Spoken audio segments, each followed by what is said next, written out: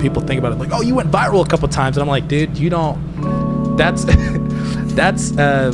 people say like it was like winning the lottery. And I'm like, put that aside. Do you know how many people and things had to come together for that video to even happen? You know, that to me is the real miracle in and of itself. Yeah, it's just the amount of talent and people that it took for all that stuff to just kind of align perfectly.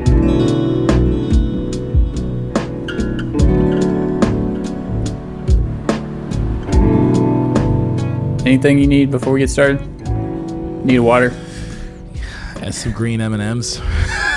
Okay, some good. Virtual green M&Ms. No, I'm just kidding, man. Sweet. So. Yeah, I'm good to go. All right. Welcome to the Online Business Spotlight, where we talk to real online entrepreneurs that have quit their 9-to-5 and have started working on their own terms using the internet. Today, our guest is Shama Mrema. Hello, Shama. Hello, how are you? That intro, quitting their 9-to-5. I was like, are you going to do that intro for somebody and they're just going to break down and cry? And be like, I was never cut out. I need to go back. Yeah. Like, I'm doing well, man. I'm doing well. Thanks for having me. Yeah. Sweet. So, real quick, just give us the whole introduction. Yeah. I'm Shama. I was Tanzanian born, American raised, actor, producer, artist, you could say. I started a YouTube channel in like 2011 after my brother was like, you need to stop being funny just around your friends. And you need to record it and film it and produce it and put it up. And I didn't know how to do any of those things well, but I could film it and I knew enough how to upload it. So I did that with a couple of videos and I don't know, kind of learned and kind of put together a scrappy team of youth who were at the church that I worked at. And then a couple of years later, I was a youth pastor for a bit. And then I had the audacity and the courage to send some of my sketches to a production company here in town called Let People See. Shout out to Chris Brank. And he hired me. And that's where I learned video production as a profession and how to professionally do it. And yeah, ever since then, it's been kind of branched out and he trusted me to borrow some equipment in the studio to create some things. And a lot of those videos did really well online and some went viral. And I was like, I think I'm ready to work from home. And so I've been working from home, producing serious corporate content for people, commercials, training videos, whatever. And then also that I'm working that to support my comedy, music, sketch, parody habit. So yeah, that's where I'm at right now. Sweet. So going back to what you were saying about getting your start in 2011, that was something I didn't even know that. So you started making videos on was it the same channel or? Yeah, this is the same channel. A lot of that's unlisted. Come on, man, Joe. You know I wouldn't. Yeah. I mean, I can see that. Yeah. So I started in 2011, man. I had moved to Greenville, South Carolina, where I currently live for college, and yeah, I just loved cutting up and having a good time. And my brother, I watched YouTube. This is back when YouTube, nobody really knew what it was, and it was figuring itself out. And everybody was like, make short content, 2 minutes, 1 minute, 30 seconds, make all this stuff. And so, I just kind of started off. My brother took me to Best Buy and he made me buy this crappy camcorder for like $200, which to me as a college student was just so much money at the time. And I didn't know how to use it. But yeah, man. Sweet. It's good times. Yeah, I had no idea you had started so early. I actually I have made videos around 2008 or 2009 with some of my I think we were in high school. Similar situation. My mom's camera, and just trying to make funny stuff. And obviously it's all hidden now. Oh, yeah. In a vault, on a hard drive, on an encrypted hard drive in a vault. Yeah.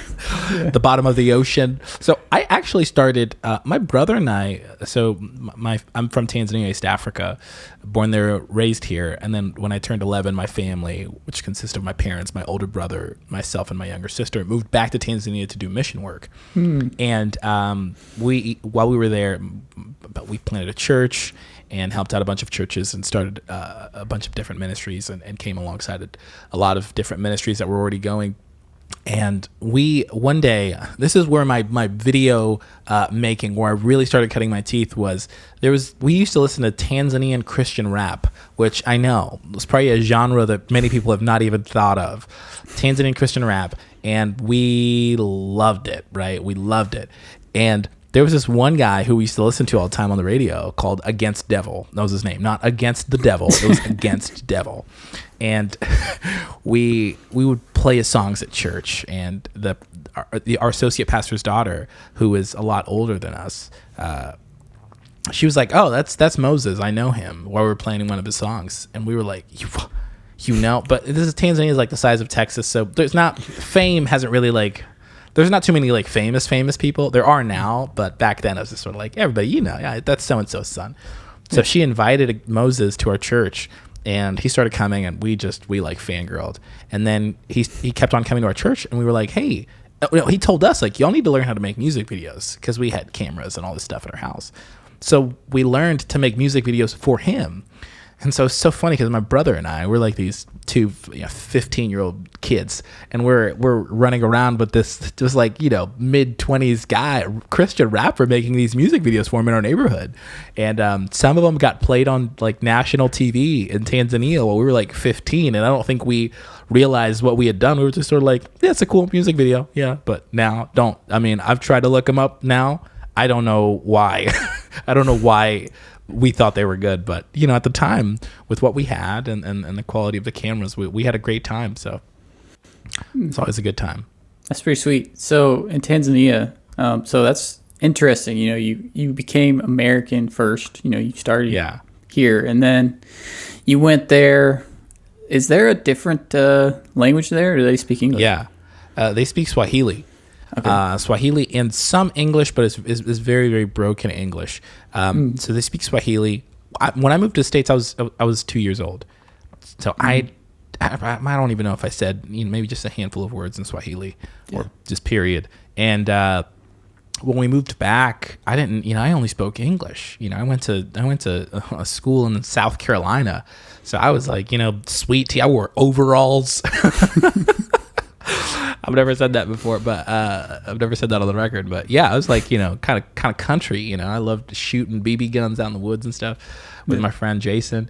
And so when we went back, I had to like learn not only Swahili but like the culture, which was very difficult as a person going through adolescence, and then also trying to figure out, okay, how do I learn how to talk? How do I learn how to be funny? How do I learn how to carry on a conversation? How do I understand humor? How do I understand this culture of entertainment and music and movies and TV that I have no reference for? I literally just got here, and the train is moving 200 miles an hour in terms of Tanzanian culture. So that was very interesting, and I wouldn't trade that opportunity for the world. I think it was awesome. So did you? How many years were you there after you were 11? Yeah, I was there for 7 years. I moved back here when I was 18 for college. And then you had to start it all over again, right? I had to start. And here's what's so funny. Yeah, you're absolutely right. Because so while we were there, my siblings and I, we were homeschooled.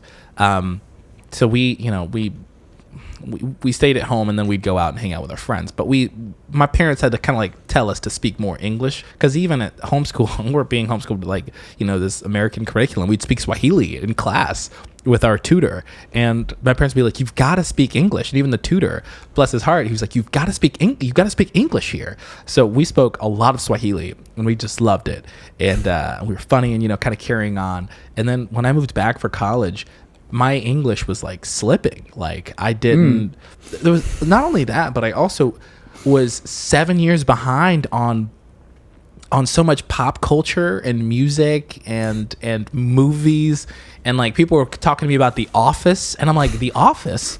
What office? What office do you work at? You know, so I mean, it's like, so a lot of that, yeah. And I was not funny for, I won't even say funny. I was not fun to be around for a long time because I didn't understand so many, you know, Americans, we speak in references, right? Yeah. We speak in these idioms and sayings and I'll be back. You know, you've got to, do you know how, just a statement like that, you've got to know of Arnold Schwarzenegger and the movie that he made. So that was, I was not fun for a long time, and my roommates were very gentle. Shout out to Justin and my roommate Ben Arn, who were just kind of like, oh, okay, you'll get that. That's a joke from a movie. Like, I'm not trying to be offensive, but that's a thing you got to watch to kind of learn this. So it was an uphill climb my first couple of years back in college, but yeah, man, I climbed it. That's cool. Well, kids now, they don't even speak English anymore. They just speak meme. Yeah, hey, that's true. So I mean, if you when don't, your kids start you don't speaking meme, yeah, if you don't understand the memes, you're pretty much unable to understand it. People speak like even like TikTok references, the video making app. Like, I've been around some people younger than me, and they're like, you know, saying all these things. I'm like, I don't know it, and I'm too scared to ask. I don't want you to think that I don't know, but I don't know. Yeah. But I'm not going to tell you that I don't know. Yeah. Man, I'm 28. All right, I'm a parent. Yeah. I'm not keeping up. I don't keep up with the lingo. Yeah, there's a lot of new ones coming out, and I'm like, I just learned this one. I don't really want to learn this other one. Yeah, man, it's a mess. Sweet. So, you know, you were in Bible college here. Yeah. And so is that where you started to realize, you know, this Christianity thing is, there's some humor in this? Yeah. So I primarily make a lot of jokes about kind of like church culture. Yeah. That's henceforth your question, Joe. Yeah. Yeah. But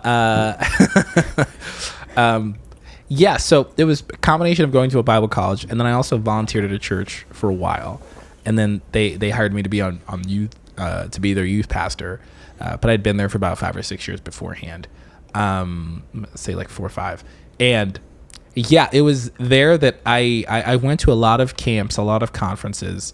I was just fully immersed in like church culture, like Bible Belt church culture, of like, you know, the winter retreats and the camps during the summer, and you know, Wednesday night church and Sunday morning and all these different things, and bonfires and skating rink parties. So from that, I kind of was like, oh, we are.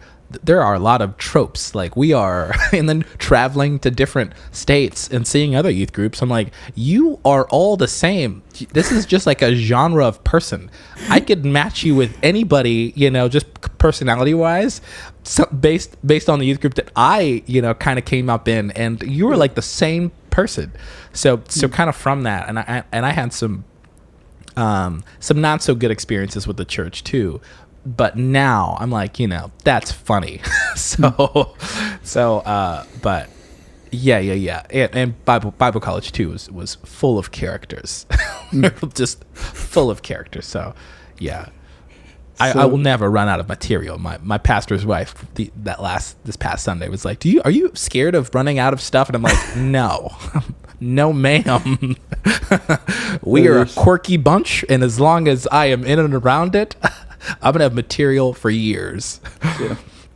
Well, I mean, I was looking at your Instagram the other day, and it was like one of your videos, you're pretending to be a pastor or something, and I was like, that's he could be a pastor. I mean, that literally looks like exactly what they would do. It's just hilarious. That's it, man. It's like the cadence and the excitement and the hand gesture. It's like all the same thing. Yeah. And yeah. Yeah. So you mentioned some not so good experiences. So yeah, what were some of those, and did they affect you? Like, how did they affect you moving forward? Yeah. So this is what I'll say. When I talk about this, I go to church and I love my current pastor a lot, and I love the community of Christians that I'm in now. So when I talk about this, I'm not just saying, I'm not just harping on the church and going like, there's no good that can come of it or whatever. There have been, my life has been drastically changed, and the course of my existence, my marriage, currently my family, all the opportunities that I've been given have come from, I can always kind of look back and pinpoint a church. I make music now because I went to a church. A friend invited me to a church and introduced me to my friend Andrew. So Forrest introduced me to Andrew.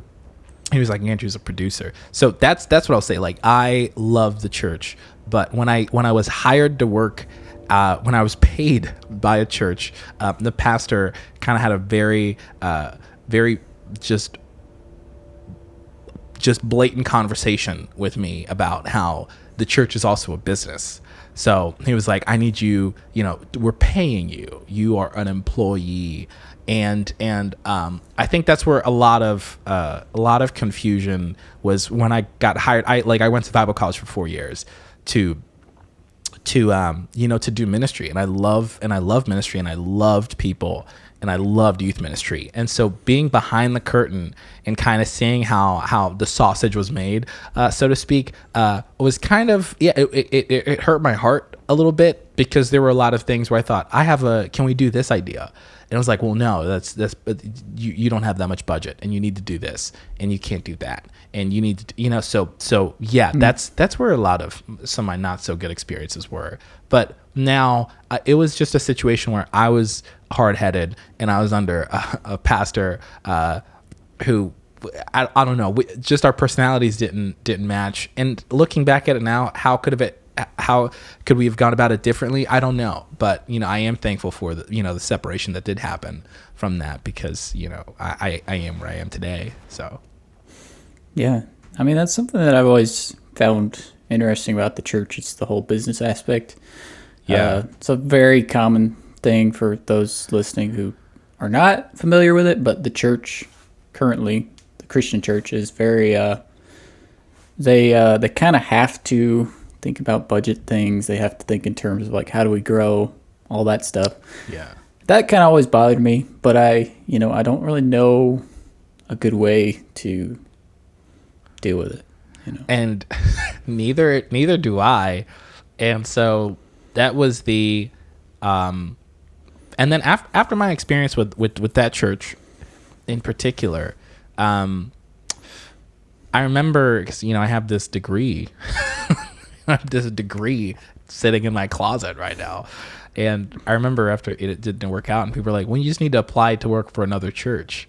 And I was like, what? It was just such a foreign, it was just kind of like, oh, you're a free agent now. You just gotta pick up another hat, put it on, and play for another team. Yeah. Which to me did not sit well at all. Yeah. Just because I thought, if this didn't work, if the people who I've known and loved for 6 years, if this is how the cookie crumbles here, then where am I? I'm just supposed to move to like Dallas or something and do this again. So I took my talents to a ministry called Papa John's, and I worked there. I worked there for a long time, kind of throughout college, and then after the church, I was voluntarily let go. I was like, all right, and then I just delivered pizza again. Yeah, for a long time. Well, I mean, pizza. I mean, that's a huge part of ministry. It really is. 100%. Pizza and Mountain Dew. I'm pretty sure all their quarterly profits, the pie charts, whatever graphs they use, there's just like a whole slice, which is just youth groups, just church, church fellowship halls. Yes. Yeah, I don't want to make this too negative, but I wish there was a better way to deal with the leadership structure in churches. I think it's unfortunate, because like when we run a business, it's like, well, who's the CEO? Who's this, that, the other? I mean, I feel like the church should not be that structure, but it seems to be difficult for them to not have that structure, if that makes sense. Yeah. And man, this is, I will say this is a conversation when it comes to the church. This is a conversation that I have weekly with just everyone, my pastor, my friends. I do a podcast with a friend called Church Stories, where we've gone on over 100 episodes now. We just have friends, guests, artists, influencers, musicians, and we talk about their church experiences. Funny, primarily funny, but just a lot of other ones as well. So, there's a problem, right, with the church and the Western church, and we're also, I say we because I'm a part of the Western church. We're exporting that to foreign countries, and I know we're exporting a lot of Western church culture because I've been in a foreign country, and I know people who have been and worked in foreign countries in a ministry aspect, and they're like, hey, this is not good. I don't know if you can translate these these purpose-driven church books into a foreign language. And I'm not just calling that book out in particular, but that's a very kind of like a very Western mindset of building and growth and staff, and open up a coffee shop and give donuts out. And like, Tanzanians don't know about donuts, buddy. You know what I mean? Like, give out a gift basket. Like, people eat one meal a day. Okay. I don't know if your church can just do, so that's what I will say, man. I mean, it's an ongoing conversation, and I feel having been like finished a church career early on in my life, like 22. At 22, I retired. I hung my church ministry, my full-time church in Jersey. Having done that, at the time, I felt very, I'll say, lonely, just because everybody that I had talked to, everybody just had great church experiences, right? Everybody just like, I loved working. And then kind of now I've talked to a lot of people who are like, I didn't have a good experience. And I specifically people, young people like us who have careers who started off making, content or whatever, or, social media or video or website or whatever in a church aspect, just because somebody kind of brought you on as an intern or kind of paid you next to nothing to be a part of that. You want to still be there and build, but then I don't know, maybe just the environment and the atmosphere doesn't allow. So yeah, there are a lot of people now who are like, I worked for a church once. I can't tell you how many times I've heard that, especially here in the South, man. Like, I feel like I've met waiters and just gas station clerks and just bartenders who are like, I was a youth pastor once. And you're like, what? You too? Which is so funny. Yeah. Well, I mean, you retired at 22, but I mean, at least you retired before you got canceled. So. Hey, this is true. It's you retire on your own terms, or you live long enough to see yourself. You live long enough to see yourself in a Christianity Today article. Yeah. Getting That's roasted. A good one. That's a good one. Is that a new one? No, that's a new. I just thought that. Yeah, dude, that is so common these days, and it honestly makes me a little scared. Like, I see that with so many large ministries. I'm like, this is insane. Like, there's got to be either a better way for the ministries to deal with human beings who are very flawed, or there's just like, we need to rework the structure or something. Right. I mean, dude, it is. We're not going to go into like specifics, but yeah, it is very sad.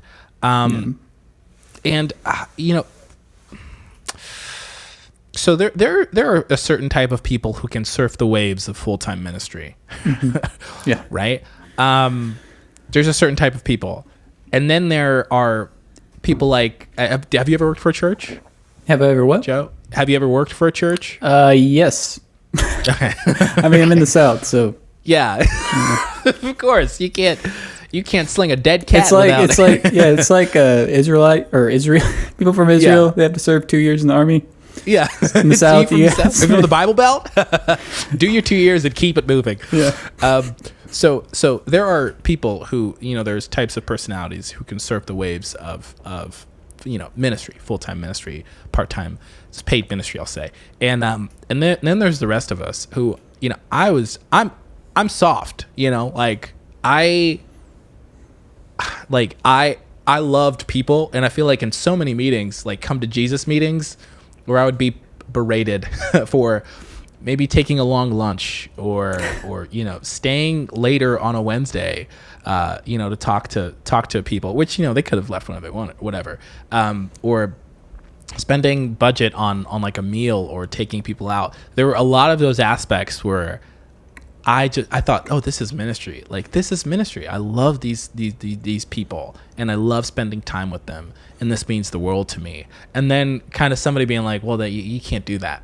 You're gonna burn out if you do that, or you're running low on your budget. You've blown your budget for this month, which I'm like, the budget isn't even high. That anyways, it's Little Caesars and off-brand Dollar Tree soda. Like, let me have this one. All right. So yeah, like there are personalities who people are like, you got to find a way to do ministry in the thick of the struggle of a local church or whatever, or like a big church. And, I'm just of the opinion, I'm like, I love people. I want people to know my heart, and let's work in that capacity. Mm-hmm. And that the machine chewed me alive. Okay. It was like, you could not. And for that, I'm like, I don't know if I want to be thrown into another machine. I want to be shredded. Yeah. I mean, it's the rhythms of was it a large scale church you came out of, or a No, small? it was maybe like 200 people, if that. Yeah. Gotcha. So the rhythms of working in a medium to small church is so different from a large church. The large church, it's almost like you got to join their pyramid scheme to be a part of the to be a part of the system. Right. And I mean, pyramid scheme is the absolute right word too. Don't hesitate when you say that. That's what that is. Yeah. And then smaller churches, it's just like you're just trying to survive. Right. You're trying to survive, and you're doing everything, and everything is part of the ministry. But there were so many times where it's almost like a Karate Kid, where I felt like I'm cleaning out a closet again at the church. I'm like, how's this, Mr. Pastor Miyagi? Is this gonna come into play later? Yeah. So to me, I left a small Bible college. I graduated from a small Bible college with some great professors there who had just some who had great careers and admirable just church ministry careers. And so I'm there learning about what ministry looks like, and I'm talking to my parents about what ministry looks like, and I'm around people who love people and have also been doing ministry and enjoy it. And then I'd go work at a church, and there was just so many, just like the waves were just hitting me, man. And I'm like, I don't know. Is it me or is it you? I don't know what's going on. So when they gave me an out, I was like, all right, I love you all, but I'm going to be gone. Yeah, that's, I guess I'll just so you know, I'll share how I got out of the church. No, we were helping a small church for a while, and basically just same story where like we were doing a lot of stuff, and it just became so overwhelming that when you don't ask people, or even if you do ask people, there's no like willingness to kind of help you with something. Yeah. So you can just burn out. And so we were just like, this is insane, and now we have a baby coming and all this stuff, so we're gonna just take a sabbatical. Yeah. And so that's what we did. Man, do you regret, like, when you look back at your time working at a church, like, what are your thoughts on it? I actually don't regret anything. No, I don't regret the way that we left. I think it actually, for that church in specific, it actually helped other people kind of take more responsibilities and do stuff. Yeah. And the church is in good health. It was a very small church, so our impact was pretty big. We were helping with the youth group, and then it's just, yeah. From there, we started working on our own business, and Yeah. it's been pretty crazy ever since then. And yeah, And that's where, I will say, like, I try to, because sometimes friends who know me, will see a video that I've done where I'm making fun of them. They're like, dude, you the spice, you kind of let a little too much spice, the your jadedness was kind of shining through, and I really do like want to emphasize that I've met great people in churches, and like I said, I can pinpoint. I've been in Greenville since 2010. I can pinpoint almost everything: cars that I've driven, places that I've lived, and just so many different aspects of the jobs that I've gotten through the Bible cause that I came here for and the church that I went to. So that to me, I think has all been worth it. Regret maybe was a strong term. Yeah. But there are you want it to work. I came up in a time when I knew people and pastors that I've known and loved in the past who have been a part of church for years and have had such a great impact. And to me, that's kind of what I expected. Is if you would have asked me when I was working for a church, when they hired me, what did you want? I was like, well, I'm going to do the thing, man. I'm going to be a youth pastor. I'm going to get married. I was dating a girl at the time. We're going to have 2 kids. We're going to buy a house, white picket fence. And then I might level up into being like a what is it? Like a state overseer or something. And then I'll just travel around and just kind of do, because that was the only, that was the track that I was on. And then maybe like a region, maybe like a national headquarters or something in Tennessee. Yeah. I don't know. So thinking about that now, where I'm like, man, those are the plans that I had, right? But then and I quit YouTube at the time too. So just to kind of circle back. So when I started working for a church, I loved it so much that I started making videos before that. So I just thought, I had some success in there, and I had a couple of opportunities where people were like, you should move out to California, and I had an agent that I was being represented by, and so I was auditioning for stuff, and I'd been in a couple of things, and I remember I loved ministry so much that I thought, I'm not going to do any of that. I sold some gear. I told my agent, I'm like, hey, I'm not available. So, whatever, you can do whatever you want. And so when all that stuff kind of it kind of ran its course at the church, I kind of came back and I got a job working for a production company, and then I got another agent, and then I got on a TV show, and I've had so many hits and so many things go viral and blow up in this. It's almost like my career, my business that I'm currently in had like a second wind. So I retired. I kind of gave it all up at like 23 or 22 or something to be like, I'm done. That's it. That's over. And then I'm going to serve God in this way. And then serving God in that way didn't work out. And then I got another job. And now just everything, the podcast and these videos have reached millions and millions of people, which is so crazy because I would have been so much happier. Well, to me, in my mind, I thought I would have been happy, preaching at a 50-person youth group for, up until however long, and maybe we would have grown kind of past that, hopefully. But yeah, so that was my plans. And then the track, the track that God put me on was just so much more crazier and better. And I'm very thankful for it. I think somebody once told me, I forgot who, but it was some Christian, and they were like, there's nothing wasted in your life. There's no, if God gives you an experience, it's not for no reason. And you probably thought that. You probably Amen. thought, yeah, these videos, I don't need them. Never going to do that again. But then there was a moment where it just came back. That's such a good word as well, because,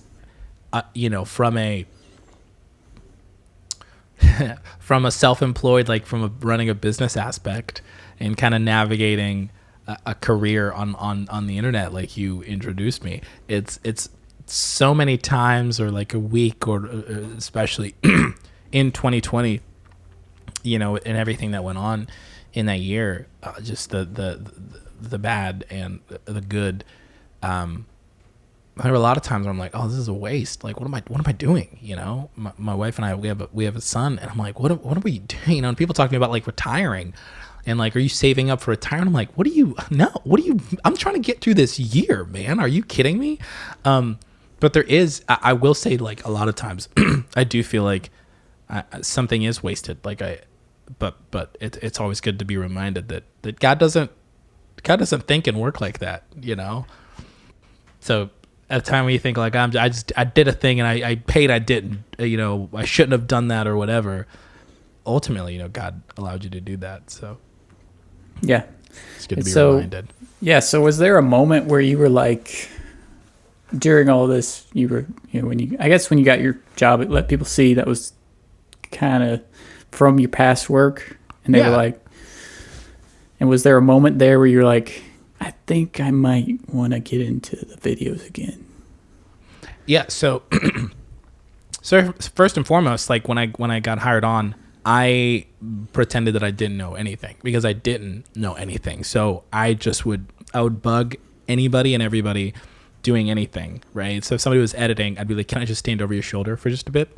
And then if somebody was shooting something, I'd be like, okay, can I just watch you? Why did you do that? So I went into it just not out of like humility, but I really went into it and I thought, I'm going to learn as much as I can and do as much as I can and ask as many questions as I can. And I wasn't married or dating at the time, so I remember just watching videos when I came back home. So I really became a student, and I knew that I didn't want to make videos at the time for almost like a year, which I don't even know why. But in my mind, when I got hired on, I just thought, I'm going to learn as much as I can right now. And after a year, I remember I asked my boss, Chris, I'm like, hey, can I borrow a camera to do something? And he was like, yeah, sure. So I really wanted to kind of revamp and do something completely different. And I'm super thankful for that time of like, you know, I don't want to just go home and like vlog on the weekends or something. I really wanted to I wanted to level up. I was like in school. That's kind of what I've considered it as. And it was a great school to be in. Well, it's like you went from a $200 camcorder to these, whatever I watched your $10,000, these $10,000 rigs, and that to me is just like the coolest part. The coolest part is just, you know, I went from, I want to be, I work for a church. I left. I'm delivering pizza. Hey, do you want to work at a production company? And and then learning all these different things that I didn't even know existed in Greenville. And then meeting people and like the dots kind of connecting in terms of just like music and production and my friend Brian French and all these different people. We just happened to be in the same place at the same time and had a great idea at that time. And so it is, you know, it's so awesome to think and talk about kind of how God orchestrated it all together. Because none of us should have been, you know, doing any of that. So, but it was more than anything. It was just God kind of orchestrating it all. So I'm very, very thankful for that. So when people think about it, like, oh, you went viral a couple times, and I'm like, dude, you don't. That's people say like it was like winning the lottery. I'm like, put that aside. Do you know how many people and things had to come together for that video to even happen? You know, that to me is the real miracle in and of itself.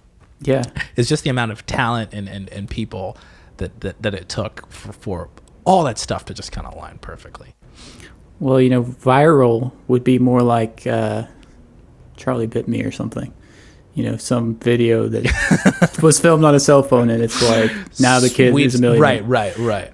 But in your case, when I watch him, I'm like, this isn't really viral in terms of it's not some random video. It's more like they actually, I mean, they planned it, you know? Yeah. And the reason it is good is because they made it good. Dude, but there's so many people making good stuff though, Joe. It is, the internet is inundated with people we're all throwing stuff on the wall and seeing what sticks. Yeah. And I know people who've been at it for a long time. So, you know, it is like this, when something does stick, it's it's like everybody's kind of like, what, oh, whoa, he did. You know what I mean? It's like it's like when you're playing on the playground, and you're in school and somebody does like some trick shot, and you're like, oh, we've all been trying, and he did it. He kind of came out of nowhere. And for me, it was out of nowhere because people are like, who are you? And I'm like, I've been here. I went to Bible college. I was a youth pastor. What was your first viral video? I had a video called Chick-fil-A, but it's Sunday, and that did a million views on Facebook, which I remember thinking, like, I haven't turned my notifications on for Facebook ever since then, just because that week my phone was like a siren. Yeah. But yeah, I had a ton of fun with that one.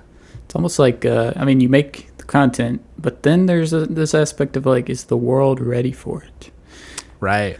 The world was ready for the Chick-fil-A thing, and then Kanye went and stole it. He did. Oh yeah. Well, not from me. It was just out there. He just grabbed a fruit, some dangling fruit from the tree that I had already partaken of. Yeah. But yeah, man. We have a ton of fun, especially we want to make like original stuff. So that's part of the thing is coming up with original songs or sketches or a lot of things. So you don't know. It's kind of easier if you make a parody of like an athlete, a musician, a song, a movie, something like a commercial. You have kind of better luck because people are already familiar with it. But, there's this thing where like, hey, we want to make something that's never been done before. All right, go. And then we're on the phone, and then I'm on Apple Notes with other people, and we're collaborating and we're writing. So when something like that kind of takes off, it is kind of like, whoa, like, okay. Well, okay, can we do it again? Yeah. And if not, we've done it before. Yeah. Yeah, that's half the battle. When you're trying to make anything, rock album, videos, whatever, getting the friends together, that's an insane challenge. Yeah. But when you have a little bit of success, people are like, oh yeah, let's do it again. Right. Which, it's good and bad because I have to remind people, I'm like, hey, we're going to make this. We're going to have a lot of fun, and we're going to eat well. We've got food catered in, and we're going to leave with something. We're going to leave with a video on a bunch of videos, a few terabytes of clips on a hard drive, and I'm going to put those together. I don't know what's going to become of it when the internet sees it, but more than anything, I think the journey is the reward. So we try to have just the friends that I work with. I tell them all the time, like, at the end of the day, I want us to all still love each other because I've heard of groups, kind of crumbling because, money gets involved or something or this and ego and or timelines and deadlines and expectations. And personally, just the people we work with, I'm like, we've had a ton of fun, and I'm like, let's continue to have fun and keep the momentum going. That's pretty sweet. And I'm sure you get random messages from people like me who are like, hey, I got a video idea for you. I still want to hear your idea, though. We'll talk about it off air. Yeah. Might buy it from you. Oh, gosh. Yeah, all the time you think of something like, yeah, that would be an amazing idea. Yeah. That's me, man. I'm talking. It's obsessive. Yeah. But yeah, and then you kind of bridged into right now your livelihood is probably more from the corporate side of things. Yeah. So how do you relate those two things? Because you got silly videos, and then you got extremely serious videos. That's an interesting combination. Yeah. I bridge the two, I will say, with one thing, and that's a lot of trust. Is hopefully people seeing that stuff and seeing the agencies that I work with and companies that I work with, seeing that and then them going, okay, beyond the comedy, and okay, it's framed well, it looks well, it's lit well, it sounds good, it's cut together well. I think he can do something serious. So that's been a huge blessing, is from creating that, and also having so much experience working in corporate videos in the past. It's been super cool to pitch and lose or sometimes win some projects for some people. So yeah, it still takes a lot of effort to make a bad video, or I guess a video that doesn't do well sometimes in our scenarios. But we try to make it to all the professional standards in terms of the cut, the color, everything that goes into the mix, everything that goes into it. So that way, if somebody can see it and they'll be like, oh, this is great. Oh, it's really funny. Or somebody else can see it and be like, oh, that was actually really well done. So using that to pitch on paid projects. Yeah. To support the silly ones. Yeah. Well, I mean, just them seeing your videos that you've done, even if they're not related, they still, they can tell that you know what you're doing, you know? And I try. And I try. So that's been a huge blessing. That's been a huge blessing, I would say. That's probably the young marketer or young business owner's biggest struggle is getting people to trust you, getting people to trust that you know what you're talking about. Because there's plenty of people that know how to build a WordPress website, but who are you going to trust with the project? Right. You know? And that is, I tweeted something a couple of weeks ago. Is everybody asks, what do you want to do for a living? But nobody asks, what do you hope the gatekeepers of what you love to do will let you do for a living? You know, which is a whole different other aspect. There's something that you love to do for a living, right? Like I love, acting and music and writing and all these things. But then the people who are, the gatekeepers of acting and music and all those other things, they have to kind of like usher me in and be like, all right, come on in. All right. You can play with us now. Yeah. So yeah, exactly like that. I mean, I look at a website like Fiverr or LinkedIn, even YouTube, when people, there's partially like me, I sometimes kind of feel guilty because I see so many musicians, man, people who make great music and play every instrument and have, great pipes and like sing and they write and they do all these things and they are still just like just scraping, just in it, and they're not doing that well. And then so to come along and be like, oh, I got a song about VeggieTales. And then for it to like, kind of blow up and do all this other thing. I'm like, man, there are people who work harder at this than me. Like I worked hard for a few months for one thing, but there are people who are like, I put an album out every twice a year or something like that. So you have to be, there's this twofold, man. You have to be, it's being good and creating, and then there's also like the trust of the people who are good and creating to be like, all right, come on up to the major leagues. Yeah.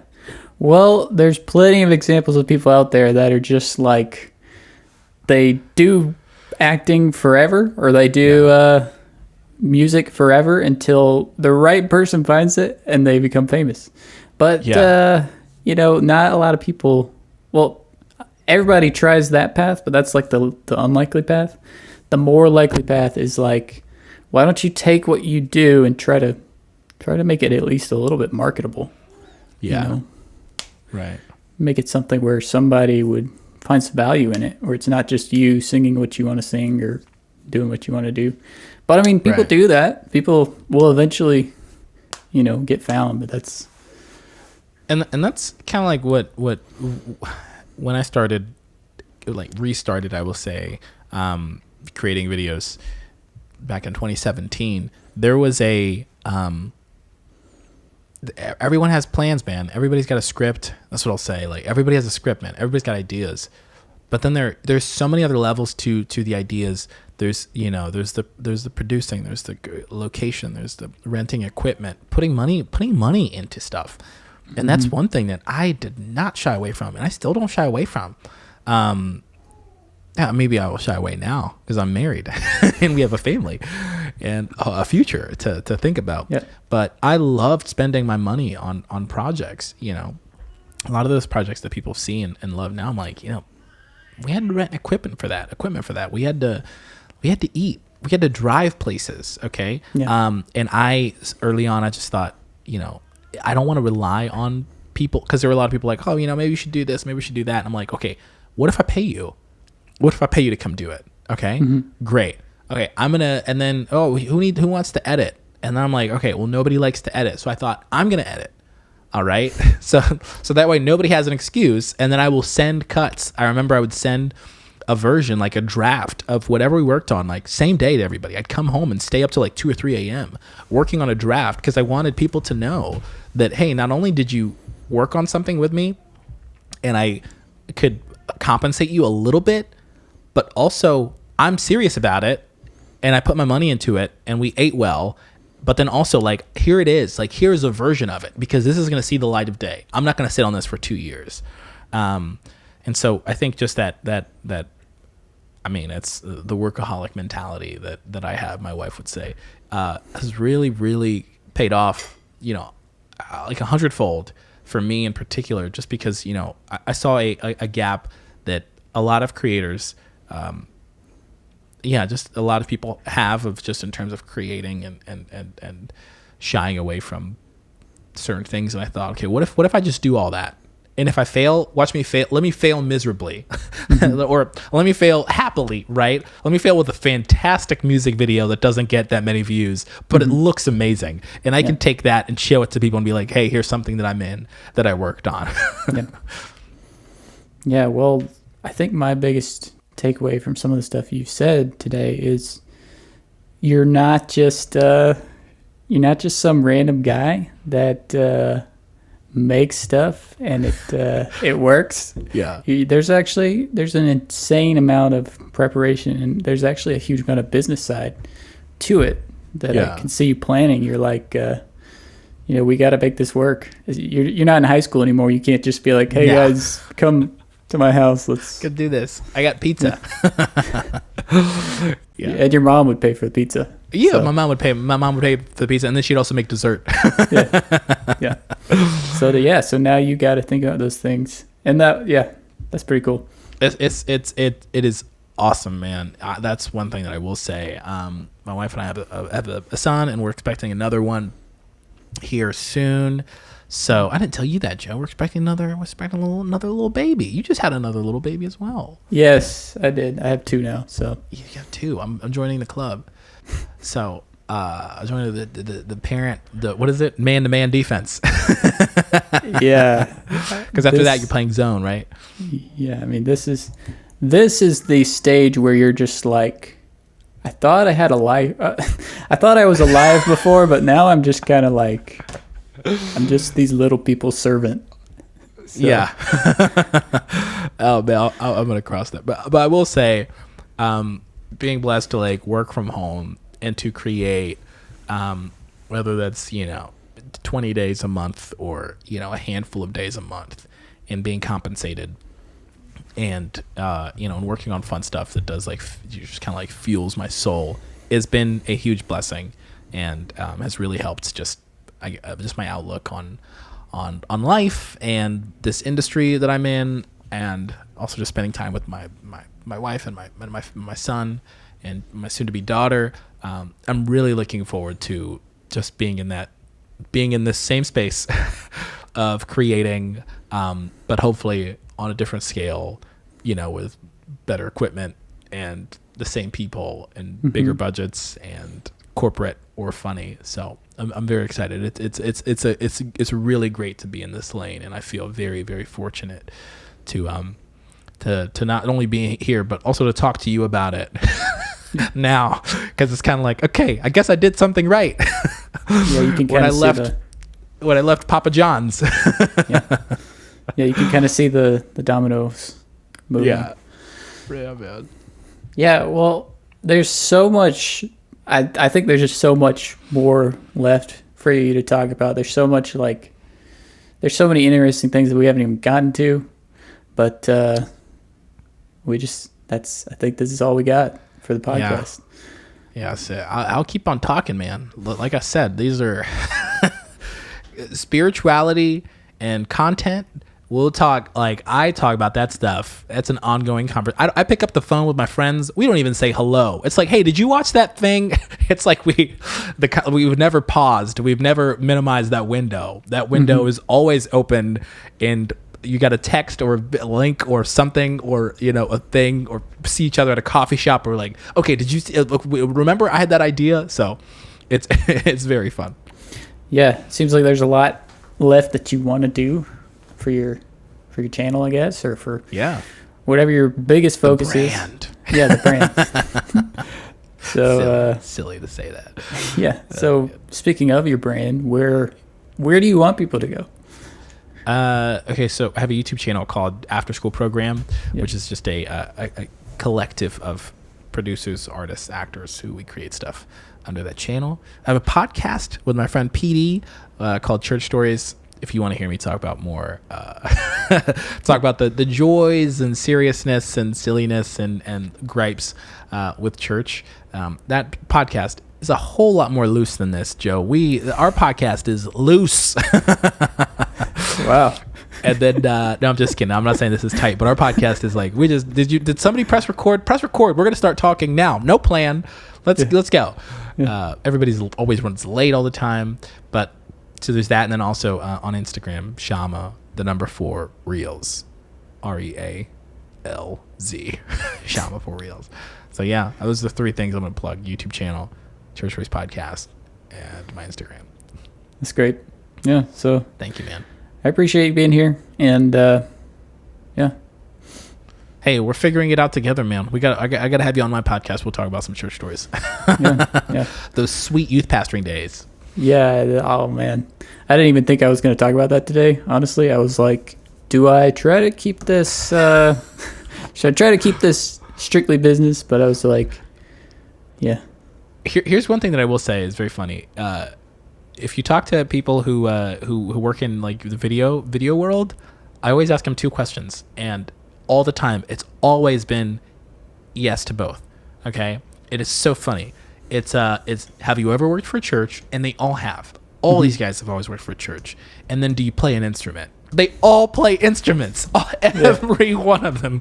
Yeah. So I always think it's so funny that we're different, but I'm like, we're kind of all the same. We all picked up a guitar when we were 11. All right. I'm pretty sure we had the same. We got the same. Seriously, hold on a second. I can't. Mine's plugged in right now, but we got the same thing. 2i2. Yeah. Thank you for listening to the Online Business Spotlight. Remember to hit subscribe on whatever platform you're using.